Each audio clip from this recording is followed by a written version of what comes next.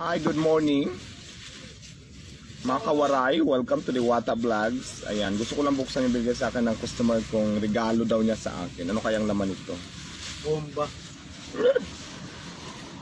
Ay, ayun. Sombrero siya. Sombrero. Maganda. Maganda. Bait naman customer ko, di ba? May nagbigay sa akin ng mga damit, mayroong pang cash, mayroong sombrero. Ayan, mabait naman customer ko. Mga gwapo pa. Mamaya, ipakita ko.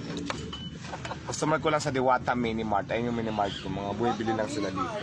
Ganon kababait ang mga customer ko dito, guys. Kaya yung mga ingitira dyan, Diyos ko, pakabait din kayo. Para mabigyan kayo.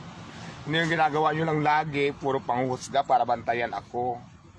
Ay kung magtinda-tinda rin kayo sa mga gilid-gilid. Tapos, yun. Sige boss, salamat. Yun nga, I love it. Sombrerong mahal. Mamahalin siya at saka. Ilaw mo nakabukas na. Na-discharge ka niya. Ilaw? Ayan o. Bukas. Turn light. Ayan, yun nga.